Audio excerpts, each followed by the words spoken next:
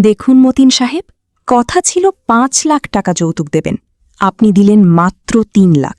বাকি ২ লাখ টাকা ছাড়া আমরা এই বিয়েতে রাজি নই। বরের বাবার কণ্ঠে কোনো দয়া নেই। মতিন সাহেব ধরা গলায় বললেন, ভাইজান, আমার শেষ সম্বল ভিটেমাটিটুকু বিক্রি করে আপনাদের এই টাকাটা দিয়েছি। আমার আর কিছু অবশিষ্ট নেই। দয়া করে মেয়েটার জীবন নষ্ট করবেন না। অসম্ভব, আমাদের মান সম্মানের ব্যাপার আছে। চল বাবা, এই অলক্ষীকে বিয়ে করার দরকার নেই। এই বলে বরপক্ষ বিয়ের আসর ছেড়ে উঠে চলে গেল। ভেতরের ঘরে বসে ৩৫ বছর বয়সী মারিয়াম সব কিছু শুনছিল। তার বুকটা ফেটে যাচ্ছিল। তখনই তার কানের কাছে ভেসে এলো পাশের প্রতিবেশী ২ মহিলার ফিসফিসানি। দেখলি তো, ও তো জন্ম থেকেই অলক্ষী। জন্মের সময় মাকে খেল, তারপরেই ৩৫ বছর পর্যন্ত তারই চেহারার জন্য কোনো ঘর জুটল না। আজ বাবার শেষ সম্বলটুকুও শেষ হলো ওর জন্য। কুফা মেয়ে একটা। মারিয়ামের মনে হলো পৃথিবীটা তার পায়ের নিচ থেকে সরে যাচ্ছে। সে ভাবল, আমার বেঁচে থাকার আর কী মানে? আমি কি সত্যিই অভিশপ্ত?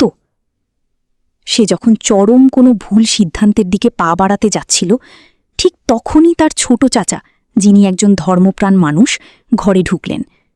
চাচা শান্ত স্বরে বললেন, মা মারিয়াম, চোখের পানি মোছো।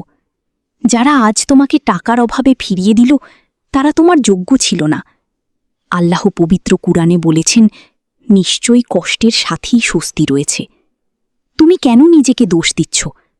জন্ম, মৃত্যু আর রিজিক তো আল্লাহর হাতে। আল্লাহ হয়তো তোমাকে আরও বড় কোনো বিপদ থেকে বাঁচালেন। মারিয়াম কান্নায় ভেঙে পড়লে চাচা আবার বললেন, মা, এই দুনিয়াটা মুমিনের জন্য পরীক্ষার জায়গা। তুমি যদি ধৈর্য ধরো আর আল্লাহর হুকুম মেনে চলো, তোমার আসল পুরস্কার তো আখিরাতের জান্নাতে অপেক্ষা করছে। দুনিয়ার মানুষের কথায় কান দিও না। তারা তো মানুষের রূপ দেখে, আল্লাহ দেখেন মানুষের অন্তর। চাচার কথাগুলো মারিয়ামের মনে তলোয়ারের মতো বিঁধল।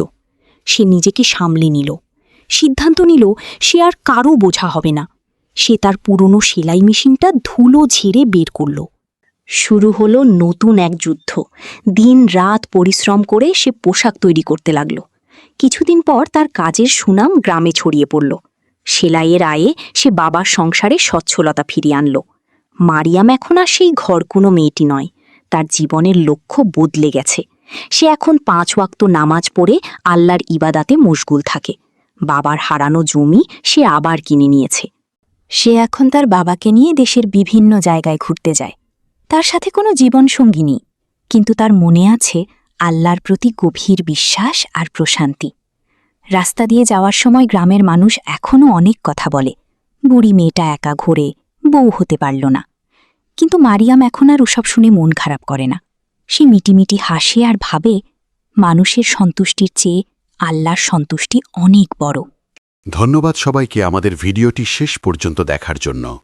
এই ভিডিওতে ব্যবহৃত দৃশ্যের মতো কপিরাইট ফ্রি দৃশ্য আপনি সম্পূর্ণ ফ্রিতে ডাউনলোড করতে পারবেন আমাদের ভেকটিজি অ্যাকাউন্ট থেকে। লিঙ্কটি ডেসক্রিপশন বক্সে দেওয়া আছে, চেক করে নেবেন। এমন আরও ভিডিও দেখতে চাইলে আমাদের চ্যানেলটি সাবস্ক্রাইব করে আমাদের পাশেই থাকুন। সবাই ভালো থাকবেন। আবার দেখা হবে পরের ভিডিওতে।